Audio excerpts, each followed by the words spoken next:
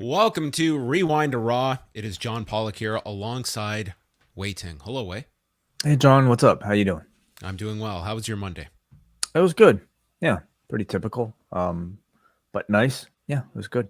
How was yours? I, it was good. It was busy today. It was a very late night on Sunday. I was pretty exhausted after we finished our show. We went very long on Forbidden Door, which feels Mhm. like a long time, 24 hours ago. But that whole post show is up. 2 hours of us discussing what was a pretty great event from AEW and New Japan on Sunday.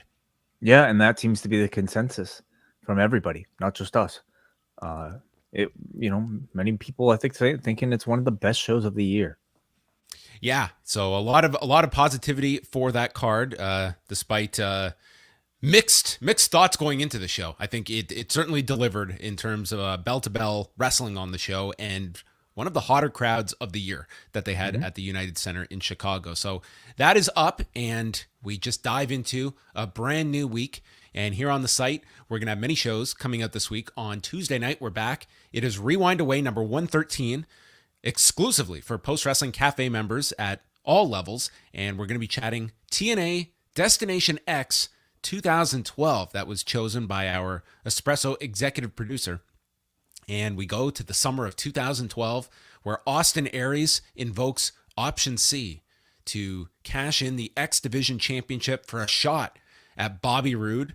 This card also sees Kurt Angle versus Samoa Joe in the Bound for Glory series, and a last man standing match between AJ Styles and the man that is accusing him of infidelity and fathering a child, AJ Styles and Christopher Daniels. Yes, yes, of course. The lovely Claire Lynch storyline. I look forward to diving back into TNA just shortly after its 20th anniversary. This was actually, Claire Lynch stuff aside, this was actually like a pretty great run of TNA shows at this point. Just some of the names that I listed there are sort of front and center that they're pushing very significantly. And I do remember this being like a pretty strong period for TNA where kind of all met in the Claire Lynch stuff, and then everything kind of petered out afterwards. But it's an interesting time period in TNA. So we're going back 10 years, 10 years as we were enjoying the last couple of 2 hour editions of Raw before they would move to 3 hours. No, geez, wow, that Is long that, ago. yes, for everyone that's celebrating 20 years of John Cena, next month we're celebrating 10 years of 3 hour Raws, if you can believe that. I can barely believe it. Wow. Yes, I feel it every single week. I note the latest week that we are celebrating yet another 3 hour edition of Raw. So all of that is coming up this week. For patrons, you will also get the latest edition of MCU Later on Thursday night with Way and WH Park, episode 4. How's Miss Marvel going so far? I listened a bit to our good pal Ahmad last week, who joined you guys. Yeah, what did you think? Um, I listened up until you were like getting into like the specifics of the show, and I don't have any connection. I'm not watching the show yet, Got it. but it was interesting nonetheless to hear from Ahmad and the discussion you guys were having prior. I've loved it. I think it's been one of their best Disney Plus series, and we're just getting started. I think this is only episode 4 that's coming up right now, so Yes. I think or I guess halfway. So still feels like we have a lot of story left, and I believe Karen Peterson will be joining us for this Oh, week's okay. edition. Very cool. I've Mhm. started Stranger Things, the new season. Oh, I've been hearing a lot about it. How is it? Yeah, long. Not bad, but I mean, each episode is like it's like the length of a movie. Like I have to like book time off work to watch this show. It's Mm. very difficult. It's like the first episode's like 88 minutes. I'm like, I don't have 88 minutes. Commercial free.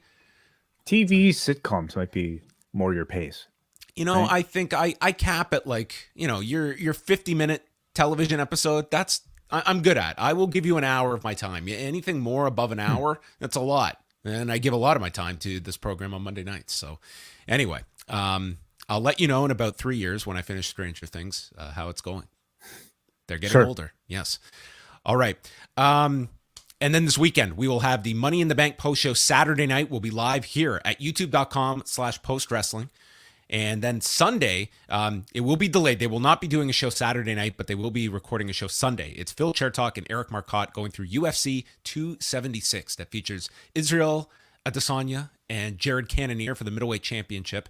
And then we have the third fight between Alexander Volkanovski and Max Holloway, where Wai has just been at the edge of his seat. He cannot wait for this trilogy between Volkanovski and Max Holloway. He has some very strong thoughts on how Holloway is going to look in fight number 3. So that's coming up Saturday night on pay-per-view, and then Sunday we will have the post-show from Eric and Phil. Yeah, always a busy weekend here coming up at Post Wrestling. So today, obviously the big story was New York Magazine's Abraham Reisman, who put out a pretty lengthy feature concerning Vince McMahon and the allegations that had been made against him. This goes back to 1992 with former WWF referee Rita Chatterton, and that's probably a name that I imagine most people listening to this have heard the name of, and I guess it will depend on how much you've dug into this story that you would know the particulars of. But I mean, in a nutshell, for the last 30 years, she has kept an extremely low profile. That despite like the accusations that were made at the time, like she has not spoken much, if at all, publicly in the last 30 years, but did speak on the record here. And this comes, of course, after the recent report on Vince McMahon that has led to him removing his title of CEO and chairman, as he's still running creative. And you go back to Rita Chatterton and the original story. This surfaced at the time when the WWF was embroiled in several scandals and centering around the whole Ring Boy scandal. And then this story came to light. And I remember first hearing about it when I was in high school. Like, I was not following, the day-to-day news at the age of 8 in 1992. But hearing about this story, Rita Chatterton had gone on Geraldo Rivera's show, and he was doing 2 shows at the time, and had outlined that in July of 1986, accusing Vince McMahon of sexually assaulting her in a limousine. She had started as a female referee, and in 1986, she had gone up to Vince McMahon and wanted to speak about her career, feeling she wasn't being used enough, and it was at a diner that she alleges Vince McMahon was at with a number of people. And it led to Vince McMahon taking her aside and wanted to speak in private, and they end up in Vince's limo, and that's when she goes in pretty graphic detail about what occurs in this limousine. And it was years later in 1992 that she went public with this, and it led to a lawsuit being filed on behalf of Vince and Linda McMahon. And pretty much in the lawsuit, they outlined that Rita Chatterton, they alleged, had fabricated this story, and working with David Schultz, who was featured on Dark Side of the Ring, very, very well-known wrestler, as Dr. D, who those two had worked with a private investigator and alleged that they had fabricated a fraudulent recording of her telling this story, and outline it pretty clearly in the lawsuit, which I did go through again today. And the lawsuit ends up, it doesn't go anywhere, and it just gets dropped after, Vince McMahon is dealing with the steroid distribution trial. And that's kind of where the story goes away. Like, when she had come forward in 1992, the statute of limitations had run out, and so she could not press charges. But obviously this could be very damaging. And her public interviews were limited to the 2 Now It Can Be Told, which was the kind of news magazine style show that Geraldo Rivera hosted, and then the actual Geraldo Rivera show, where she recounts the alleged sexual assault in a studio environment too. Which, if you watch it, like it's a pretty difficult watch to see her, recounting the story in front of a studio audience. Now, in the article today that came out, she was not willing to go into the details of what happened in that limousine. But someone who corroborates the story is former wrestler Mario Mancini, who the two of them were friends going back to when Rita Chatterton broke into the industry. And he did speak on the record to New York Magazine, and said that in 1986, after this happened, he saw Rita by the ring and went up and talked to her, and she told him everything and burst into tears. And he was very concerned because he had told her earlier to stay away from Vince. And in the article stating that, pretty much alluding to the fact that there was worse stuff that happened. So it's a very tricky story. It has. First of all, Wai, I'm curious if you have gone through the story, and this is one that, I mean, this did not spread everywhere like the Vince story of several weeks ago. You're talking about a story that is over 30 years old, and as well, I think that this is one where I don't know if a lot of people are going to jump on this story, if they're going to be talking about it, if there's going to be further reporting to it, but the big takeaway is that there is somebody else that went on the record to corroborate the allegations and citing the timeline that it was in the summer of 1986. Mm-hmm. Yeah. Well, I mean, I did read the article, and I think a story like this, so much of I think what's going on right now is WWE trying to manage their PR and trying to make sure that, no matter what happens, I think legally, like, I think the court of public opinion, when it comes to so much, is in many ways as valuable. And something like this is a story that's just kind of been dangling and left out there, for many years without much investigation and follow-up. So this seems like it's an appropriate time to maybe get some momentum behind possibly being able to find the truth. And I hope that, I mean, I don't, because of the statute of limitations, I don't even know if that's possible right now. So I guess that's sort of my question. Like, where do we go from here? Do we just leave it up to the journalists to try to figure out more interviews? What is it? Well, I think first of all, I think it's worth noting the fact that, New York Magazine, like, they reached out to Vince McMahon through WWE and to Jerry McDevitt and received no comment.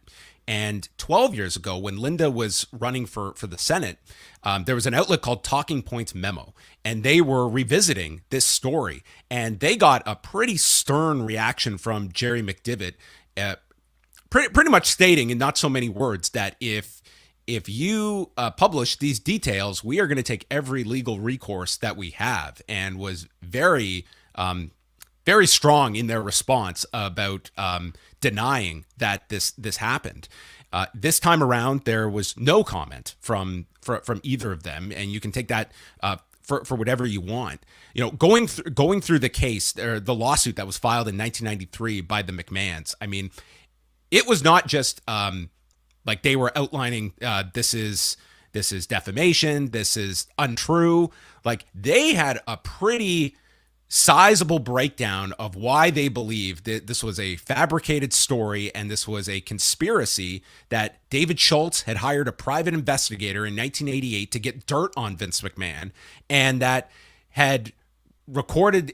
It's a very involved story, and we're probably going to get into this more on Tuesday. But I mean, in that lawsuit, when you read it, like, it was always a story that, and going up to the Talking Points Memo comments from Jerry McDevitt, that was pretty adamant about wanting to fight it. But at the end of the day, they did drop the suit. They did not pursue it further. You can take that as, yes, Vince was embroiled in a gigantic case that was going to threaten his livelihood with the steroid distribution trial, and had to focus his resources. But it's not like they ever revisited this and went back to it either. So that's another point of what you glean from that. So they should, supposedly have all that same information that they have in their defense if they chose to go against the New Yorker, for instance, for publishing. For New York Magazine. New York Magazine, I'm sorry. Yes. Yeah. I mean, it's not as though what New York Magazine, like, the new information they are introducing is through Mario Mancini. And if you read the article, like, the actual details of the alleged assault, they're relying on her story from 1992 that was said on with Geraldo. She did the in studio interview, and then for the magazine show, she was interviewed by the reporter, which was actually Geraldo's brother. So it's those two interviews, and that's what they're relying on for direct descriptions of the alleged assault. Because she would not go into it here, nor did Mario Mancini use the word rape, but does, according to the writer, describes it in a way you would associate it with. His corroboration is stating that he was present after Rita Chatterton. That Rita Chatterton told him about this at the time. Yes, right. that's his story as well. So I don't know if this is one that is if there are just enough, if there's going to be a lot of red flags for media that look at this story that are not going to touch it, that will look further. But it is, it's a very ugly story from Vince McMahon's past that is resurfacing, and it does have a new added detail now with Mario Mancini putting his name to this as well, beyond just one person's word in Rita Chatterton's. And like we saw, I think with a story like the plane ride from hell, some of these stories are just kind of lingering and out there, and I think it's really reliant upon the people that are creating the work around it, whether it be the writers or the people that are researching for these TV shows, to maybe find some new information like this person, his interview, for us to at least have an awareness of what the allegations are. And I would love to know what their defense is if they have one. Yeah. Just also, that was outlined in a 1993 lawsuit from the McMahon side, is that someone who is attached to a quote unquote TV show contacted Titan about damaging tapes. This would have been the descriptions on tape about Vince McMahon, and if the company wanted to buy them, and Titan stating they refused to participate in the blackmail scheme, and that Chatterson's side, this is again from the McMahon side alleging, was willing to take $5 million to not speak publicly about it. That is in there too, and that's about it. But they do the New York Magazine, the present day article that came out today. It is Rita Chatterton on the record and stating that as far as wrestling goes, I guess I'm the first in a lot of things. As far as I know, I'm the first to come out with the whole issue of what a scumbag he is, and it's Mario Mancini, which was his work name. I'll tell you why I'm hopping on the bandwagon now. There's worse stuff than that. And that is how the article ends. So I don't know how much this is going to blow up in terms of a story, what attention it'll get. Just looking tonight, it was largely just, this was confined to New York Magazine putting this out. I think the New York Post wrote a story tonight on it, and that would Business Insider put out a story, and that's kind of like the non-wrestling specific media that I saw covering this story today. But we'll see if there is more in the days to come. But did not prevent Vince McMahon from showing up on television tonight. No, not at all. Yeah, I mean, seeing it on Yahoo News as well, New York Daily News. So I mean, it is picking up some attention. So we'll see. Yeah. It doesn't seem to have changed, I think, what he wants to do with his appearances on TV. Tuesday, we'll talk about this a bit more, and David Bixenspan is going to join us on the Post Daily News Show. So we'll talk about this story a bit more and the history of this story, because he has covered it pretty thoroughly over the years. So that will be at 1 Eastern on the Post Daily News Show. So we'll move over now to Raw from Laredo, Texas, which was very much the John Cena show for 3 hours, and fitting him in all over the show, which, I mean, when you look at the amount of tickets that this guy moved, like this show was at around, I think, like 3,500 tickets were out or something. And then they announced Cena, and there were over 8,000 tickets out for this show, according to WrestleTix. So, dude, John Cena made a big difference for the ticket sales for this event, and you just needed to scan through the audience. This was a crowd that was there in their John Cena gear. There were the John Cena signs. I mean, this guy was treated as the living legend on this 3-hour broadcast. Yeah, with every kind of a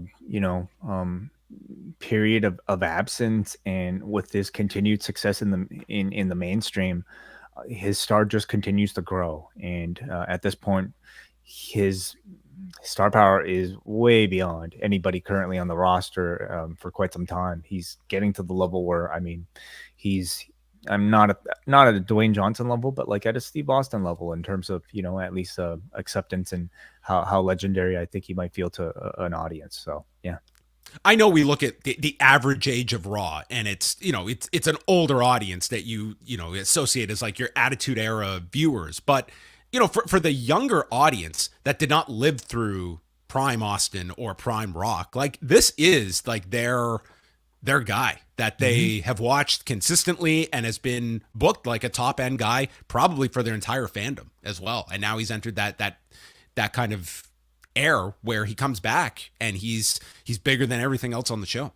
I mean, there are wrestlers now that I'm sure grew up watching John Cena as if he was their Hulk Hogan or their Bret Hart. So yeah, absolutely. Liv Morgan lives by his code. Everybody seems to in that locker room. We kick things off with a battle royal for the final spot in the Money in the Bank. We should mention off the top, the most pushed match, other than John Cena showing up, the match they pushed all week long, Kevin Owens and Ezekiel. It was Ezekiel or Elias or Elrod, they said. Well, that was the main draw, and it was none of them. So Elrod and Elias no-showed. Seems like it, yeah. We didn't even get Elias in the back. Well, apparently he was showing Elrod in the around. That's what Ezekiel said. But yeah, like they only promoted really two things ahead of this, and it was that match and also John Cena, and they couldn't even deliver on it. On top of that, they had made that match a qualifier for the Money in the Bank, which obviously it's not going to be the next time we see it.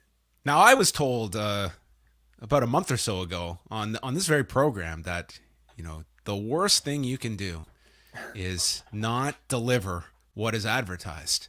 I mean, they let us down. They disappointed everybody. Well, as long as it's a mistake being made by them and not. Oh, then it's okay. Then we don't have to give a reason for what you tuned in for you're not seeing tonight, and we're not going to tell you until the show's over. Well, it's not really a mistake if they make it, John. It's always it's surprises and spontaneity. That's what this show is built on. I see. I understand. So, well, they deleted the match. So, and I don't know what the reason was either. Yeah, we did. Ezekiel was physically there, but we never saw Kevin Owens. But I mean, I'm thinking the reason is because they wanted somebody else in the Money in the Bank match instead of either Elias or Kevin Owens. But there's still one more spot. But is this match going to be for that spot though, or are they going to put it on SmackDown for somebody else? I guess they'll have to put it on SmackDown because the show's on Saturday. Yeah. Right. So I'm guessing neither Elias nor Kevin Owens will be a part of that match. I guess not. I mean, Raw people can show up on SmackDown, but I don't know what they're going to do for the final spot. Yeah. What about the cavalcade? We have an empty spot. We got to fill that cavalcade for SmackDown on Friday. All the Money in the Bank participants on SmackDown. You know what? Maybe they'll do the cavalcade at the end, and we'll have our final entrant then. So the final spot, Battle Royal, features Rey and Dominic, Ziggler, Veer Mahan, Shanky, Ciampa, R-Truth, Ricochet, Shinsuke, The Miz, AJ, Reggie, Akira Tozawa, Shelton Benjamin, Mustafa Ali, T-Bar, and Riddle. My observation here was that there's a lot of great talent on this roster, and none of them are booked on the pay-per-view on Saturday. I mean, this is why they're in the Battle Royal. I guess the last chance to get on this show. So Veer early on eliminates Tozawa and Benjamin. Then Ali and the Mysterios work together to throw out Veer after a double 619. Jinder throws out Shanky. We just get a bunch of eliminations here. Dominic goes for a clothesline. This actually looks really ugly with Ziggler and then ends up over the top, and Dominic awkwardly goes out, but Dolph hangs on. T-Bar tosses Ricochet, who lands on a ladder and then climbs back onto the apron and does a tilt-a-whirl head scissors, sending T-Bar off the apron to the floor, which was a very cool elimination. At some point in here, Rey was knocked off the apron by Miz and Dolph, and it looked like he was trying to hold on to the barricade, but that one did not work out, and he just lands on the floor. He was gone. Riddle knocks Nakamura out with a kick off the apron, and we're down to Miz, Ricochet, AJ, and Riddle. And there's a spot where Miz comes off the top with a double axe handle and tweaks his knee and goes to the floor. This one was not as subtle as Dax Harwood on Sunday. A little bit less, sure. Yeah. Cameras on him. He's, yelling. AJ goes over the top for the phenomenal forearm. This is when Miz returns and yanks him off.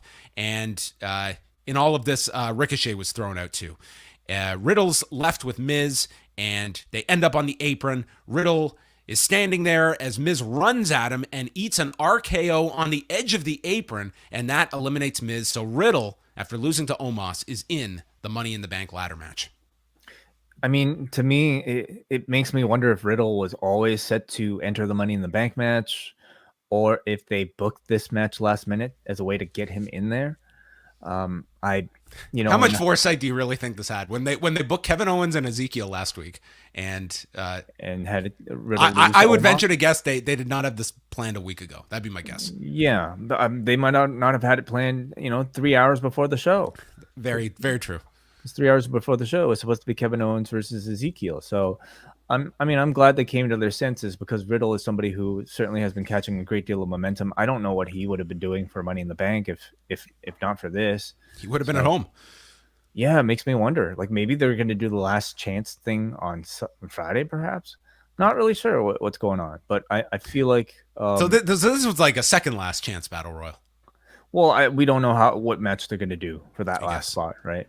But Riddle has been really hot coming off of the Roman thing, and him losing to Omos, even though I think it totally made sense knowing how they book both like giants versus people like Riddle, doesn't make a whole lot of sense when I think there's so much value to be had with Riddle in a prime spot coming off of that great Roman match and program. So Riddle should have printed off that quarter hour graphic of Brandon's and been wearing it as a t-shirt backstage. There you go. Yeah. What's that 2.5 million? Who was in that quarter at the end of the show? We know Riddle and Rollins have a program being set up, presumably for SummerSlam. Oh, right. So I would say, what do you think are his chances of winning Money in the Bank? Riddle? Yeah. Especially now with like Orton seemingly out. Trying to think who the other prime candidates could be. Obviously, there's Drew. See, my gut goes towards like Rollins winning this might be like the way they're setting things up with Cody. I think Rollins winning this has a lot of storyline implications for it, but you have to think of a way to get everyone excited before you rip it away. So Riddle winning the briefcase and then losing it to Rollins is a potential. Okay. Yeah, interesting. Possible. The Street Profits are in the back. John Cena is hanging out with them. And what do you think about the John Cena 2022? The shirt? The new look. He's got the old LA Raiders style hat with respect.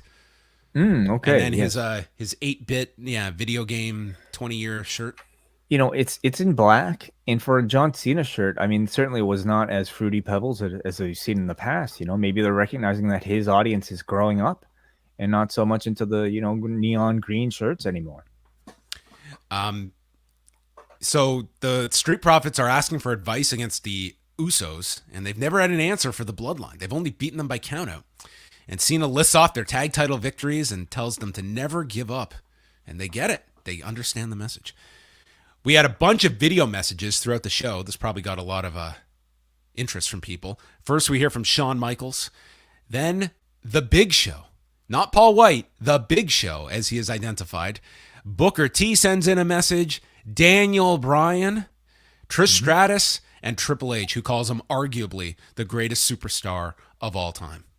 Yeah. I mean, hey, I thought the Forbidden Door was last night. I mean, this was the real Forbidden Door, wasn't it? Yeah, this was the Forbidden like FaceTime video. That's right. Yeah.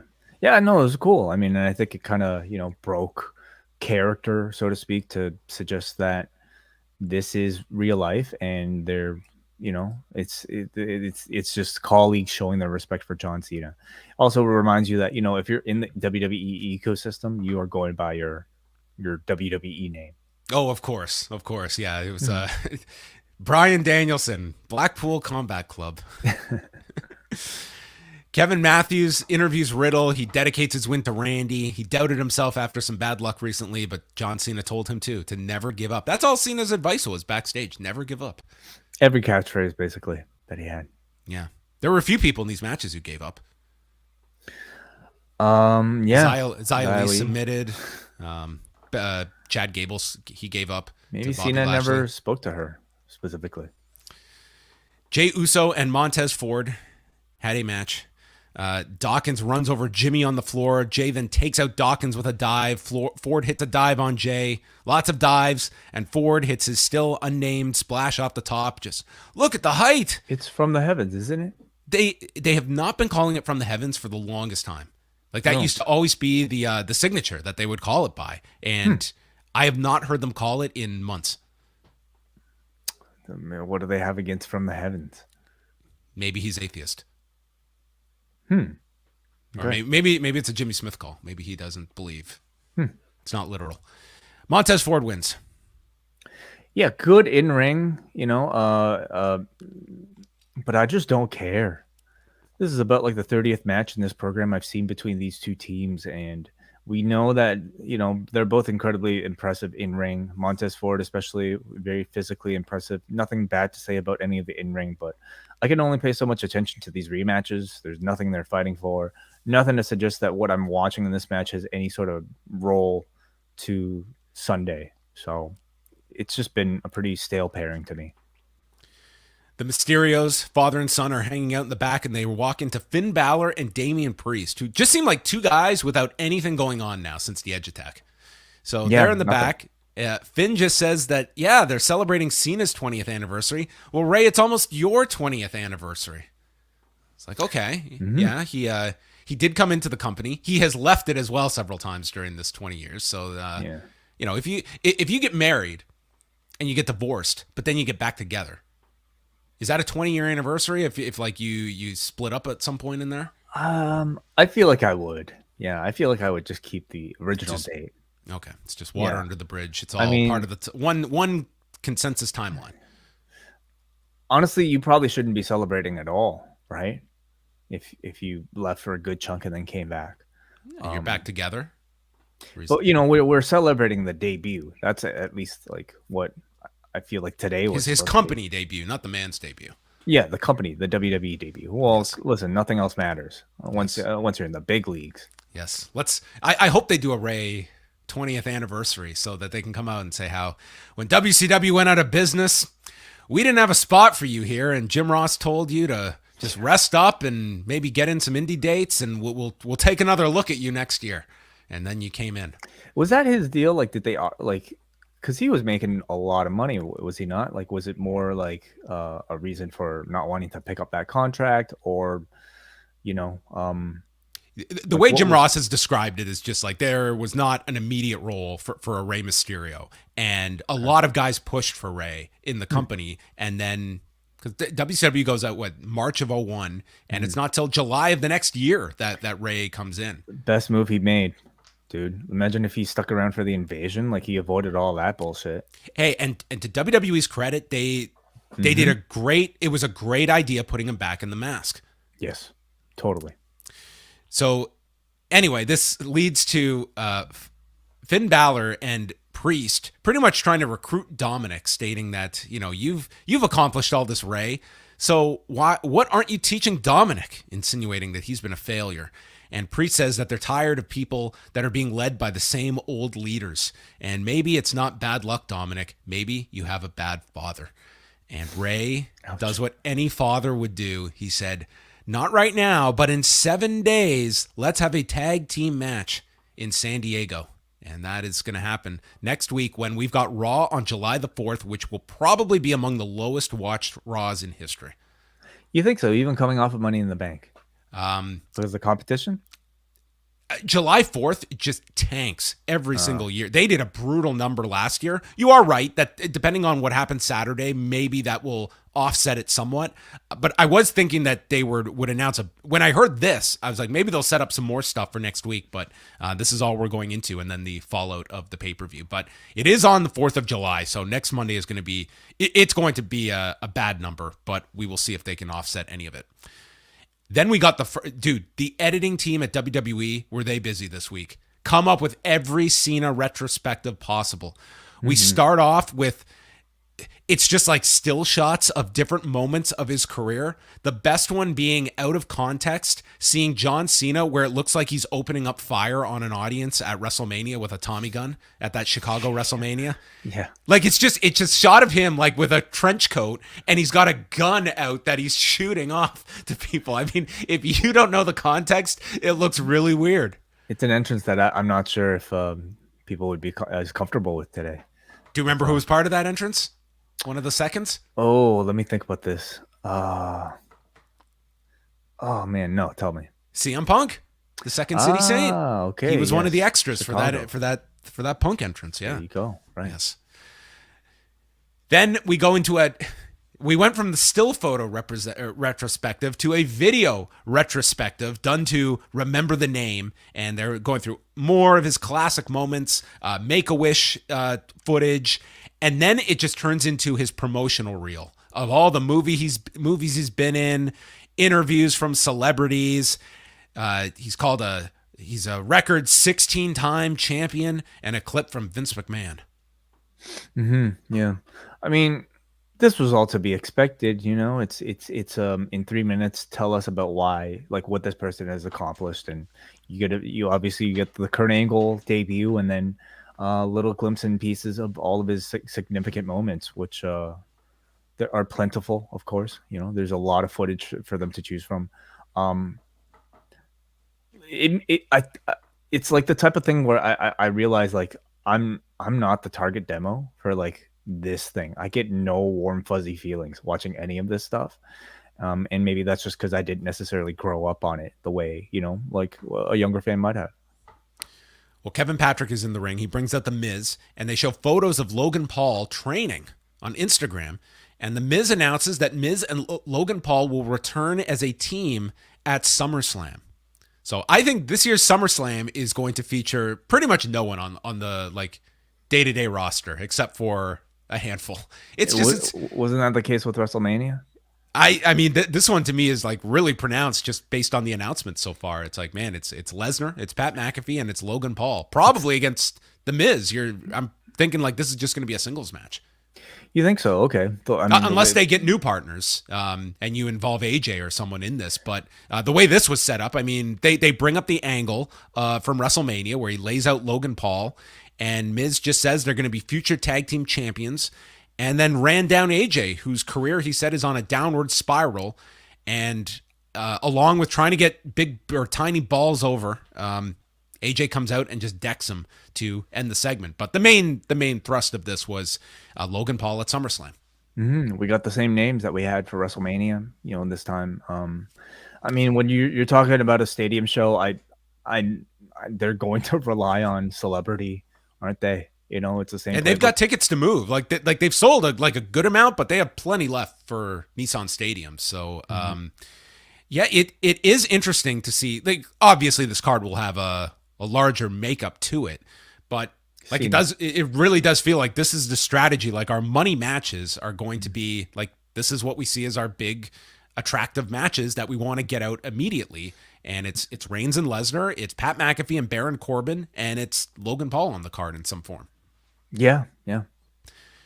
So AJ comes out. This leads to a match between the two. Miz puts his hands down to signify his big balls. I can't wait till the t-shirt comes out that he's got to wear. You know, can't get worse than what? Testicles? Testicles. There was the Vince Loves Cock shirt. Sure. The classics. AJ missed a moonsault off the apron, and then there's a Ushigoroshi. Miz sidesteps a phenomenal forearm, and then he hits a code breaker out of the corner. He then avoids a rack bomb, and Miz hits some of his it kicks and comes out of the corner with the Miz's version of a Busaiku knee. I couldn't believe what I was watching here. And then I was waiting for cattle Mizolation. Very good. He's got to save that for SummerSlam. Skull-crushing finale gets countered with a roll-up. Pele kick, brainbuster by AJ. And somehow AJ, he comes up, he's cut open again. This guy can't catch a break. And this was the nose. It wasn't like the other cut was just reopened. This was a separate cut on his nose. Dude, people got to be more careful with this dude because he's getting wrecked in every one of his matches. He does work a very physical style. Maybe that's it. Spoiler, you haven't seen the Last Man Standing match. The pattern's going to continue for you. Oh, okay. Wow.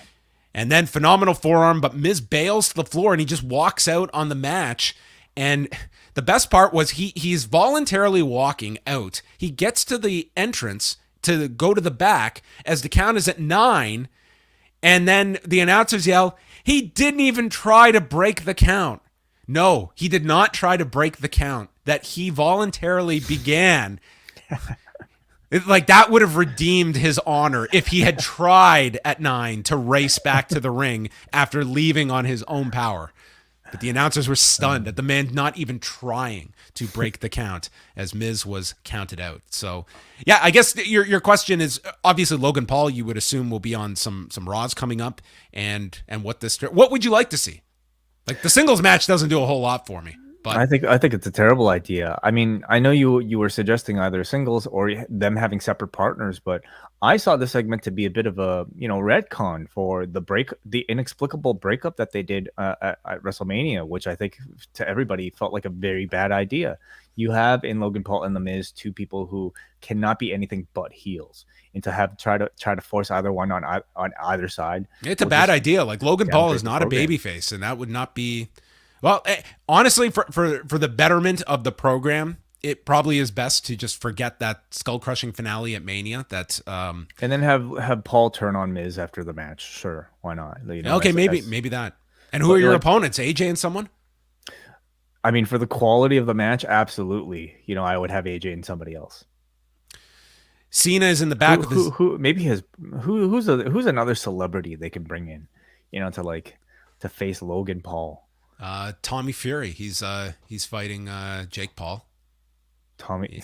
Okay. No, that one's probably not going to work. Not for like a somebody Nashville beloved. crowd. Somebody actually like an influencer that's actually likable. Does one of them exist? Is that an oxymoron? Yeah, I'm not sure. Leave us your suggestions. Okay, an influencer that people like that hangs out with AJ Styles. Sure. Yes. Cena's with Ezekiel. Ezekiel says it's an honor to meet him, and he says Elias is here, but he's busy with Elrod, and he asks for some advice, and he's told to never forget who he really is. Trod with Elrod is the thing for Elrod. Yeah, so. You could trod with Elrod, speak with Zeke, and walk with Elias. I got to say I'm disappointed. That was one of the things I was looking forward to the most on this show. Seeing the next chapter of this thing, I wanted to see Elrod's debut. Maybe they forgot to pre-tape something and they realized we had promised Elrod and we can't do it tonight. Just throw the whole thing out the window. Yeah, the wig wasn't ready. Then as Ezekiel exits, Theory appears and he runs down Cena saying, everyone knows who I am. They should be celebrating me. I'm here each and every week. You're out of touch. You don't even know what A-Town Down means. I don't know what it means. A-Town Down. I'm 24. I'm the youngest United States champion ever. You weren't even in WWE when you were 24.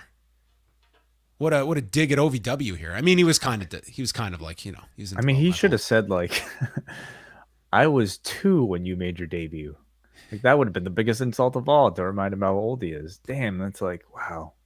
He's like almost twice his age. Yeah, he should have done the Julia Hart game. Yeah. When you debuted, I couldn't even put words together. Yeah. And calls him a grown man wearing jorts. And as he goes for a selfie, Cena just walks off. This is a very big program for Theory. It is, yeah. I think simply being on screen next to John Cena in the build-up to a SummerSlam match will do a lot for him. But at the moment, like seeing the raw material, it's just not there. The character to me is just so flat. I'd want to be very careful with how often I do these types of programs with Cena because it will be diminishing returns. And I want to make like the person I pick, like it's really, they obviously see Theory in that spot and maybe it's going to get him to the next level. But that's going to be based on his performances over the next month or so. More video messages coming in from Kurt Angle, Randy Orton, JBL, Chris Jericho, getting identified by his AEW name. Yeah, sure, yes. Stephanie McMahon and Steve Austin, Steve Austin, imagine him in his empty podcast booth and he cuts this promo, and he's got the whole arena chanting with him. I mean, this guy was just great. Yeah, totally. I mean, they had a lot of names to choose from, and whether was there anything really particularly, I guess, connected to Cena with Paul White or Bryan Danielson or Chris Jericho? You think? Like in the past, they're well-known opponents of his. I mean, Bryan has the the Total Bellas connection as well. They were nearly brothers-in-law. I guess so. Yeah, I guess so. Because like years ago, they would not have even ventured to do this. Like we're talking about a company that's been editing people out who of their opening packages or video packages or blur people's faces. Now they edit Sasha Banks signs. Yes, correct. Yeah. But no, I just found it interesting with the thinking here and the philosophy behind, whether or not it was like them saying, hey, we're not bothered by this stuff. We're not bothered by the competition. I am sure that when Tony Khan has a similar idea, WWE will be more than open to allowing the same thing to happen on AEW programming. Oh, no doubt. Yes. If John Cena wanted to send a message. Absolutely. Well, yeah, it's happening. Sure. Yes.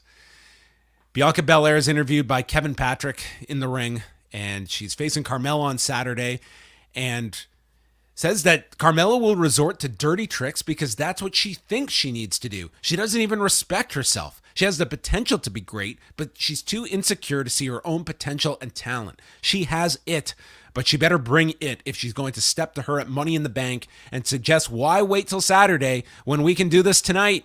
And it was a very good promo, I thought, from Bianca. Mm-hmm. And Carmella comes out and says that the fans don't respect her because of how I look. She's a 2-time Money in the Bank winner, a 4-time tag champion, and at the end she goes for a cheap shot, but Belair catches her and sends her out of the ring to the floor. Mm-hmm. Yeah. This was the opposite of the Ronda Natalia segment where the champion built up the challenger instead of you're a mid-card talent that's lucky to be attached to me to get this kind of main event spotlight. Mm-hmm. Agreed. I think that this tactic is always a bit better of a babyface to build an opponent up while simultaneously talking about their shortcomings. We had Bianca Belair say, she's like the teacher, or the guidance counselor, who like, I guess in some ways trying to motivate you by saying, you could be great, but you choose to fuck up. And that's why you're not doing well in school. It was a strong promo. You're not a natural screw up. You opt to be a screw up. Yes. You decide to be a screw up every morning when you wake up. Yeah, they can only do so much with Carmella here in a pretty much 2 weeks time to try to, make her feel like a credible challenger. I don't think this was nearly enough, but I mean, it was a good segment. Yeah, I mean, you kind of give some leeway of the Ripley situation out of their hands. Mm-hmm. It's, I'm sure they're going to have a fine match on Saturday. I don't know if it'll be much above fine, but we'll see. Sarah Schreiber is with Liv Morgan and Alexa Bliss. Alexa explains that the two of them are friendly, but she doesn't have friends around here. She doesn't trust anyone. She won Money in the Bank before, and she's going to win it again and get a matching briefcase for Lily. It's like, man, if this was the pay-per-view era, where's my credit card? Liv then says, I will be champion one day. And you're right, we're not friends because friends lift each other up. And I'm going to knock you down and climb the ladder. And if there's one thing I've learned from 20 years of John Cena, it's to step up and tell someone when their time is up. And my time is now. Which is funny because I was at the grocery store the other day and there was a guy at the checkout and I went up to him and I informed him, hey dude, your time is up. My time is now. Because sometimes you've just got to step up and tell somebody. I'd pay good money to see a video of somebody actually doing this in daily conversation, like verbatim, memorize the script and then just use it. It'd be a great way to diffuse the situation because people would just not know how to respond. The idea of someone speaking like a WWE character in everyday environments would be the funniest thing in the world. Oh, there are those guys who do the Walmart videos, right? Wrestling moves in daily life. We need to see people speak like a WWE wrestler in real life. Yeah. This is how we need to order the next time we go out for food or something. I'll take the menu, and instead of reading it like this, I'm going to read the menu. I'd like to get the chicken fingers. Oh boy, yeah. Those poor people at drive-thrus, they get enough, please. Yeah, so I learned a bit more about the Alexa character from this little interaction here. We learned that she doesn't have any friends. She has a doll. I still don't know much. Does Liv have any friends either? Like, her friends have left the company, so I don't know if she has any friends. I thought these two were friends. I mean, they seem friendly to me. She was gonna live forever with Rhea. That friend turned on her. The Balor, the Bullet Club, or so AJ and they left her too. Like, everyone's left her. No one. I mean, listen. Maybe she's the problem. Maybe she was talking like this too much, and they just got tired of it. Yeah, maybe. Your time is up, Liv. The focus was clearly in this segment and in the match coming up is on Liv Morgan. They are positioning her as one of the prime candidates to watch, at least on the babyface side, for the Money in the Bank match.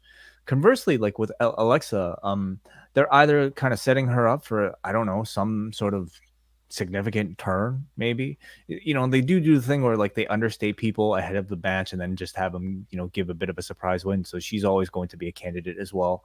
Then Ricochet is in prime form to wreck shop on Saturday, okay? Because they have very much understated him for a couple years now. It's all coming to a head. Let it play out, man. Let it play out, okay, John? Don't make up your mind right away. But I don't know if I'm expecting an Alexa turn so much anymore, because I don't know if they would have like broken them up, quote unquote, like in the segment like this. I feel like if they were going to turn Alexa on Liv, they would have driven home the friendship a little bit harder than they did today. Then there was another John Cena Make-A-Wish video, and we go from that video to Vince McMahon, who comes out, and I swear to God, I think it's Jimmy Smith, the man who makes wishes come true here in WWE, enters. That is awful. Just fucking awful. I felt like, I don't know. So tone deaf. I mean, fuck. I mean, this is like, you labeled it, and it is what it is. Like, this is like clear propaganda, and this was like Vince McMahon attaching to him to like the most likable figure in John Cena here on this show, and introducing him. And as John Cena's coming out, if you're watching this, it's got like the jib shot over the arena, and you just see Vince running on the floor away as John Cena's coming out. It was ridiculous. And heroes welcome for Vince McMahon here in Laredo. So it would not surprise me if these they missed it on SmackDown, and Vince is going to be back to doing this. Sure. Yeah. Why not? Is that it? Or are we on the Cena segment? No, we have lots more on the Cena segment. He comes out, and first of all, the entire locker room is out on either side of the ramp, with Vince saying it's an honor and privilege to introduce John Cena. And he comes out. This is, we skipped over it at the beginning of the show. They just show earlier today, and John Cena arrives at the building, and he goes through the world's largest like greeting line for a wedding. I think every person was there. Every person is just filed across, ending with Michael Hayes. Yeah. And it's everyone. Billy Kidman's there. It was almost like awkward that he had to like shake hands with all these people who all had to smile and clap the whole time. It's like 3 minutes. Corey Graves is narrating this thing.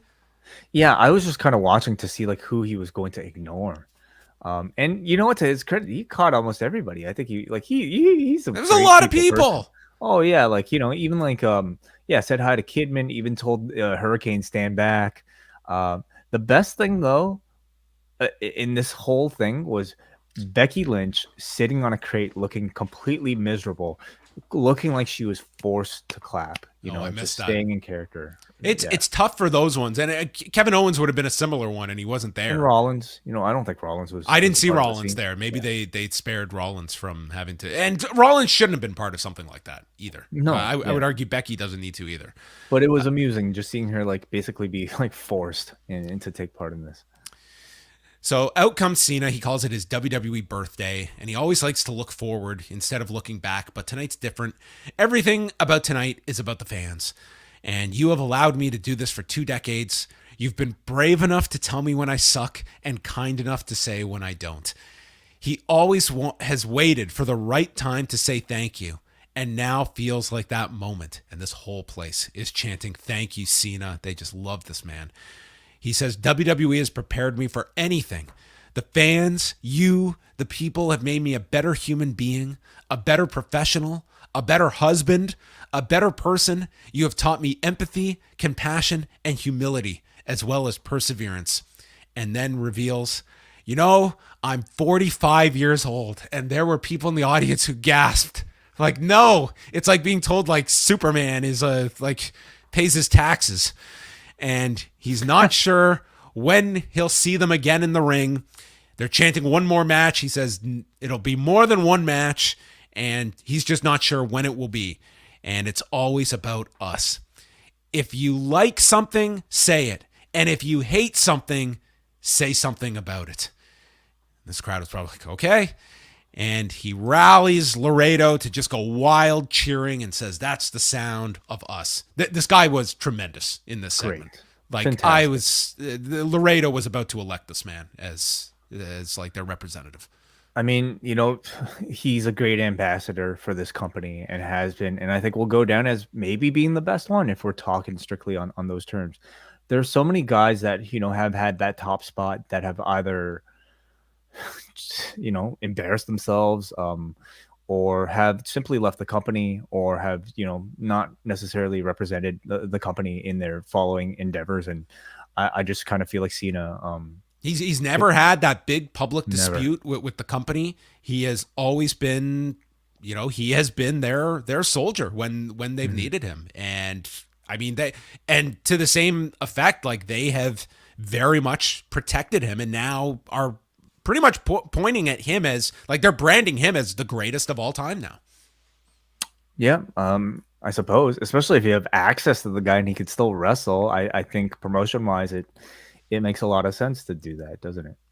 When you move tickets like this, you can have whatever moniker you want. So it was like a really nice segment and no angle in this. Like the Theory stuff was limited to the back. I thought for sure that we were getting something here, but yeah, I guess time will tell of where they move forward. Yeah, there's still plenty of time to do it, especially, after SummerSlam.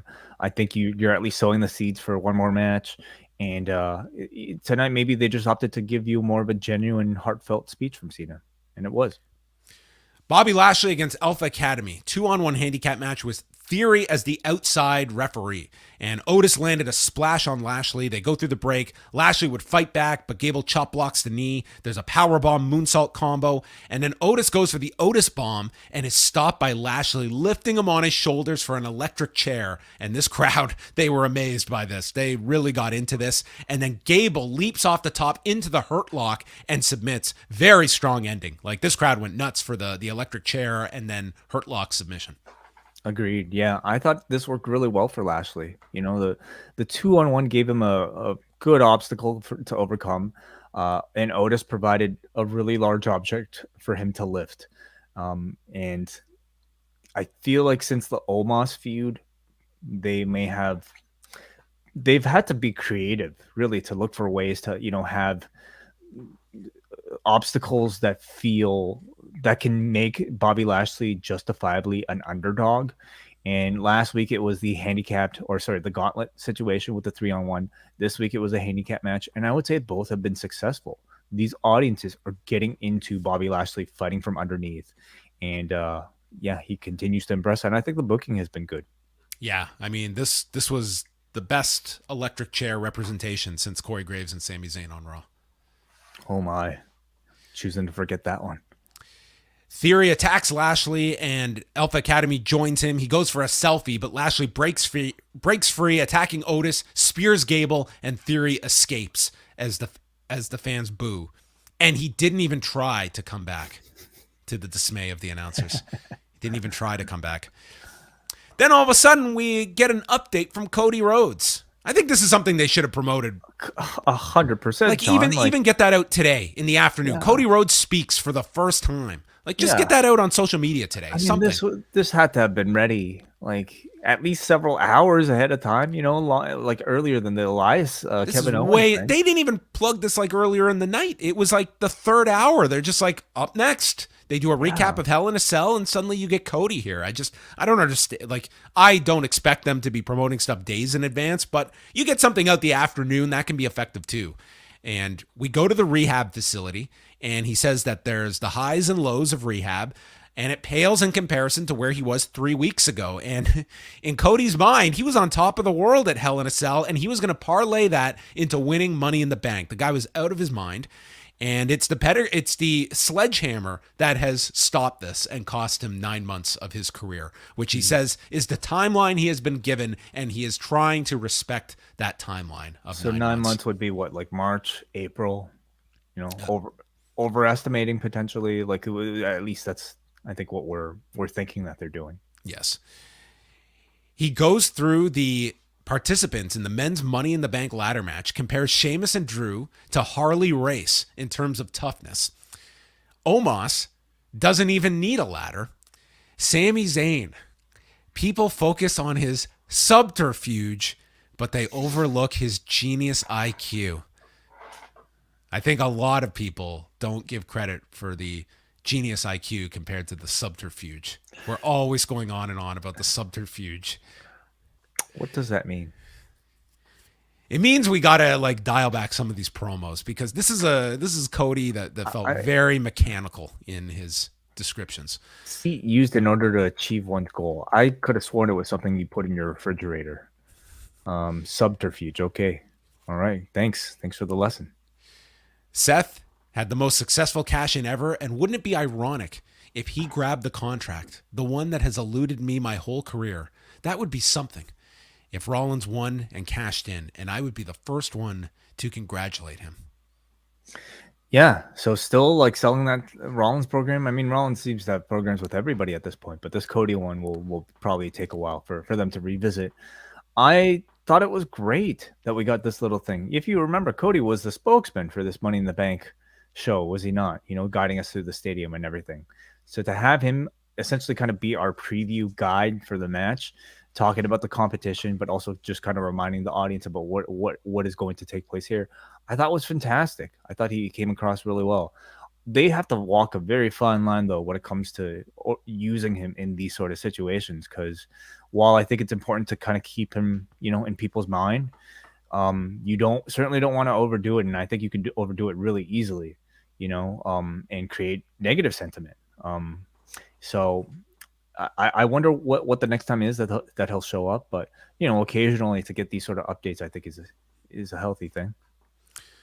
Seth Rollins meets up with John Cena and is cackling to Cena's theme, and reminds him about breaking his nose, and then says that him and Cena have a lot in common. They're international stars, they're fashion icons, and past Money in the Bank winners, but noting Cena failed to cash in. He calls Cody a chump stain, and then Omos and MVP walk in, and MVP says that Omos is going to win, and Cena's just in awe the entire time, staring at Omos, and wishes Rollins good luck, and he walks away. That was it. Basically, like, Cena's role in the show was like, how are we going to use this celebrity's face next to all of our, projects who nobody knows? Yeah, I mean, they just attached them to the Street Profits, to Ezekiel, to Theory, to Omos and MVP. Yeah, they just put them all over. And the main event, no Owens and Ezekiel. Instead, we had an elimination. What, a last chance elimination match? Yeah. We had to separate this from the Battle Royal. So it's Becky Lynch, Xia Li, Nikki Ash, Doudrop, Shayna Baszler, and Tamina. And Becky eliminates, who was the first one here? The Manhandle Slam eliminated Xia Li. Then she submitted Nikki Ash with the Disarmor. And Doudrop just went on a rampage here, running everyone over with an avalanche, then a Tower of Doom spot where she sent everyone off the turnbuckle. Baszler's got a knee bar on Tamina, but Doudrop splashes Baszler and pins her. So we're down to 3. Becky can't hit the Manhandle Slam to Tamina, so instead is hit with a Samoan drop. And Tamina climbs to the top for the Jimmy Snuka splash, and Becky is like, she's in San Diego for Raw next Monday by the time Tamina comes off the top here. She is just long gone, as Tamina is committed that maybe she'll find her way back and I'll hit her. Doudrop hits a senton to Becky on the floor, and then Doudrop misses the elbow coming off the turnbuckle, hits it and pins Tamina. So we're down to Doudrop and Becky. Doudrop misses a Vader bomb. They fight on the turnbuckle. Becky hits a manhandle slam off the buckle, and Becky is going to Money in the Bank on Saturday. Fun match, I thought. Very fast paced, as like these multi-women matches tend to be.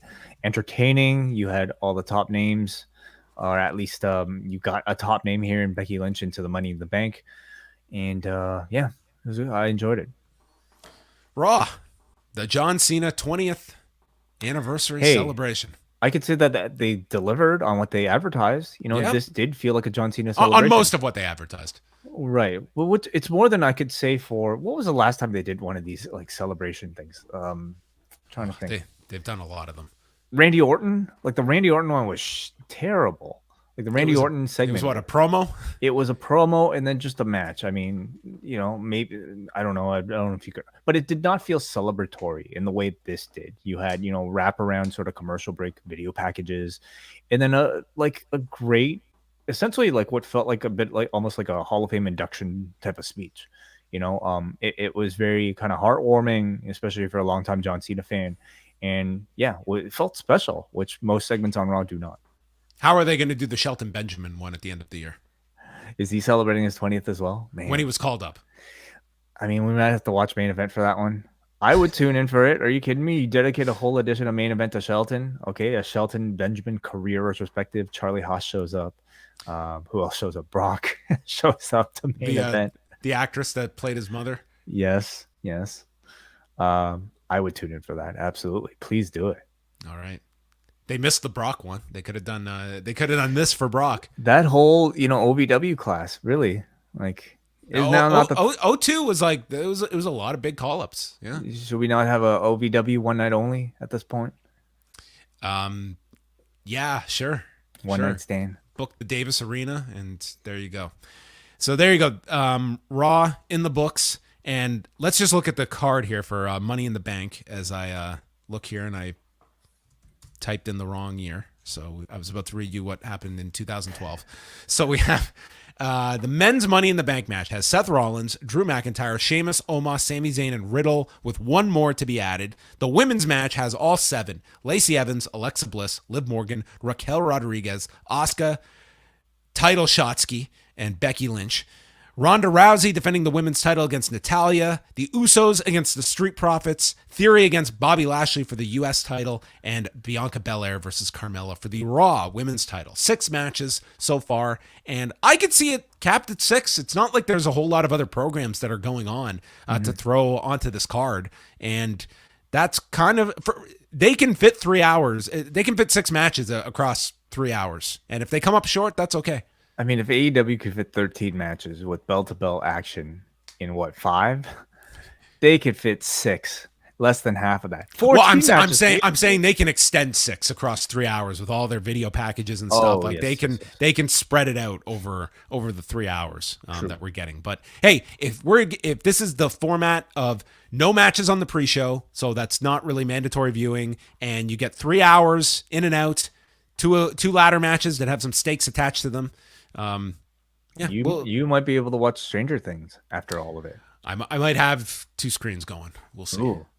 But yeah, no, as a card, I feel like it, for the most part, it's a bit of a typical WWE show, but the attraction is always going to be the Money in the Bank matches, because they are usually very spectacular matches and they carry stakes attached to them. Whoever comes out of these tends to be next in line for a major championship run, or at least a significant championship run. So this to me feels like it's above certainly a B-level pay-per-view show. And I think it's close to the Rumble in terms of at least importance and knowing who's next in line. I agree with you that you do have the 2 ladder matches with the stakes, but I think once this got moved to the MGM, like this show to me felt like it got reduced greatly in terms of its importance. Like Roman being off this show, the fact that it's like this feels like a lesser version of What not one could of their have big been. shows. This is not a stadium level show. It's not being promoted like that. It's No. they lowered it, but nonetheless, you'll have some entertaining matches on this show. So there you go. That will be Saturday night. So tune in right after Money in the Bank for our post show. But Tuesday, once again, coming up, we will have the post daily news show, including David Bixenspan joining us at 1 Eastern time, youtube.com/post wrestling. And then Tuesday evening, Rewind Away, number 113, TNA Destination X 2012. Which is on their YouTube, from what I understand. That's right. If you go, just type in Destination X 2012 on YouTube, and it comes up on the Impact Wrestling channel. So you can watch it free of charge. Although they're not subtle about working in their ad breaks. As you should, of course. You got it. It's smart. I mean, we do it ourselves. You might hear one right now. No, not just yet. We have one piece of feedback here from Alexander from Portland, who says, this was an okay show tonight. Becky and Riddle make sense to both qualify, and both seem like worthy contenders to win Money in the Bank. The main event fell flat, and the crowd felt lifeless. But the match featured 6 women that all lost matches recently, so I don't blame them. Becky was over, but the remaining women felt like relative nobodies. Asuka was quite fun on commentary, and Liv picking up a win over Alexa felt like a smart decision. Moment of the night was Ezekiel and Cena meeting backstage. It's a shame that the Owens match was pulled because I really wanted to trod with Elrod. Which Money in the Bank match do you see closing the show? The men's match seems like it's the most heavily promoted one. But they did say whoever won Money in the Bank could go on to cash in. Oh, I guess not the same night because there's no title match. What am I thinking? There's no title matches. I mean, So, the you're women, right. the women's match would make more sense to be early and maybe go on first. And you do have the 2 women's matches coming up later in the show. True. Yeah.